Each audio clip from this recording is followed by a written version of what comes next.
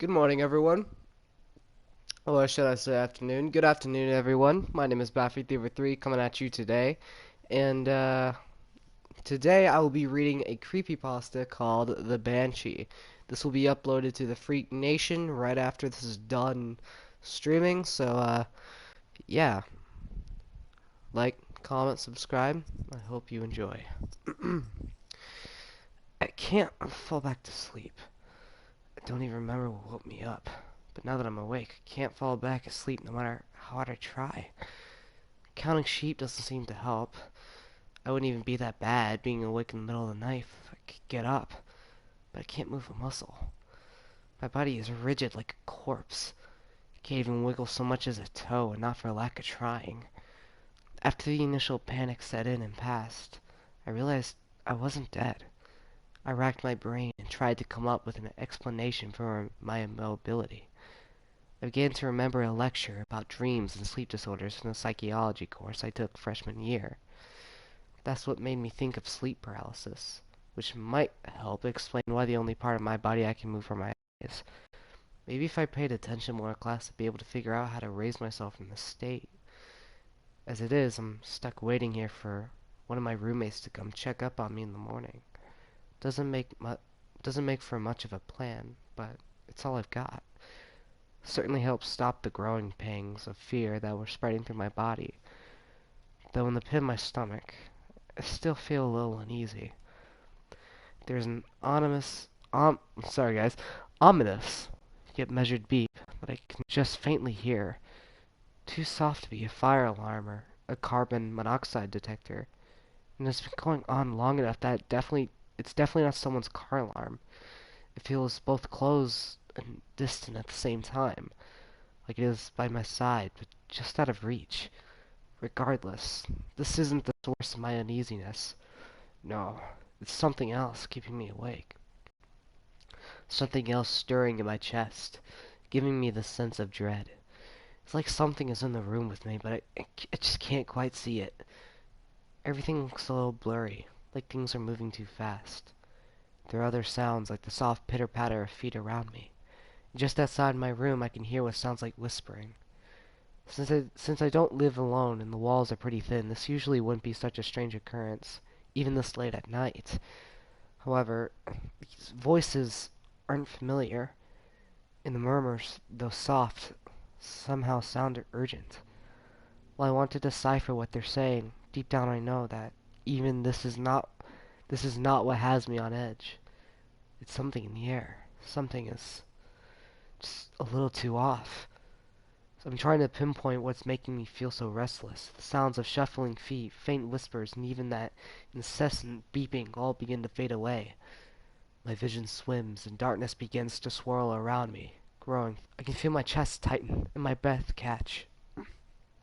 I try to cry out, but no sound emits from my mouth, not a scream, nor squeak. I try desperately to move, even an inch, but my body doesn't respond. It feels as though I'm being held down by invisible hands. I'm smothered by an infinite darkness and a deafening silence.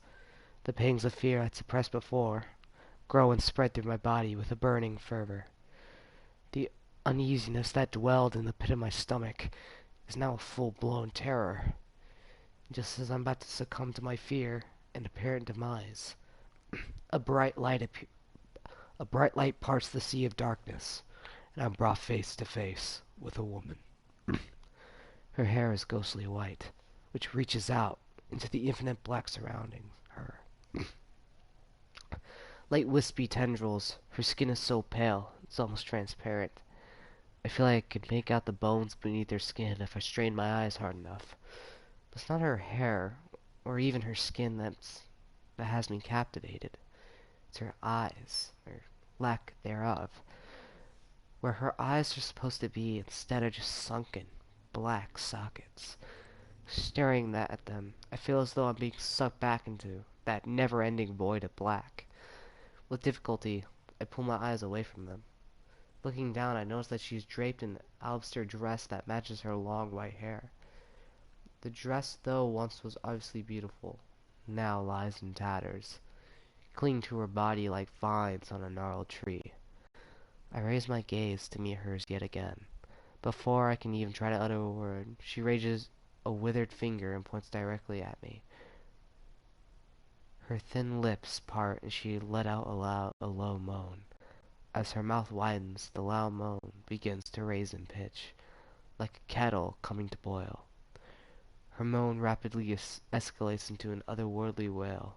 Her maw was now become so impossibly wide it's carnivorous. I shut my eyes in a desperate but futile attempt to block out the piercing sound.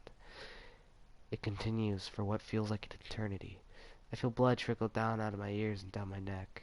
I hear her desperate wail reverberate in my skull, making my teeth rattle. Even with my eyes closed, I still see her ghostly visage looking at me.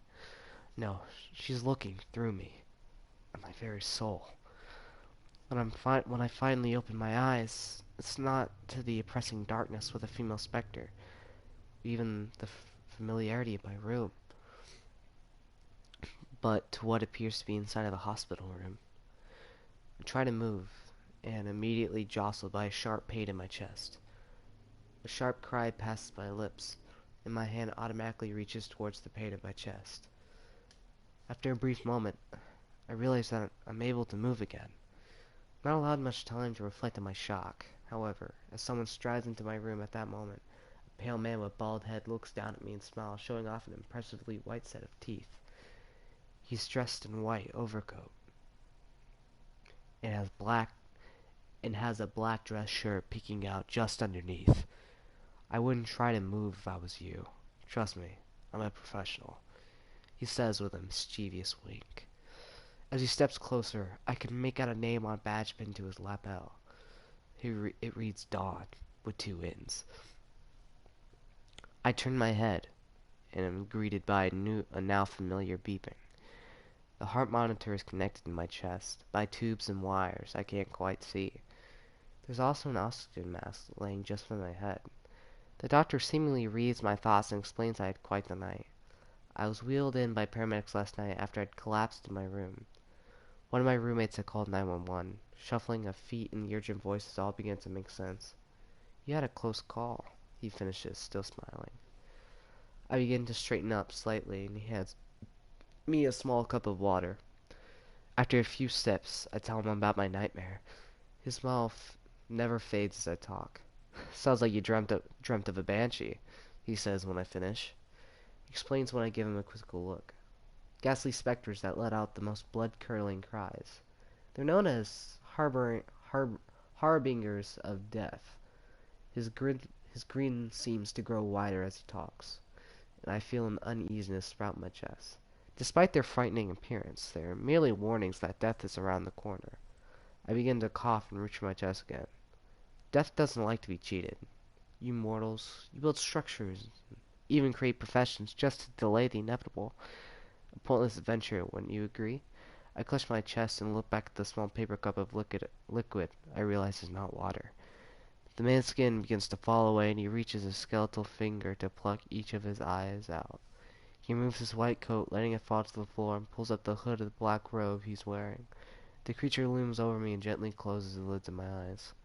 I hope your next dream is a bit more pleasant.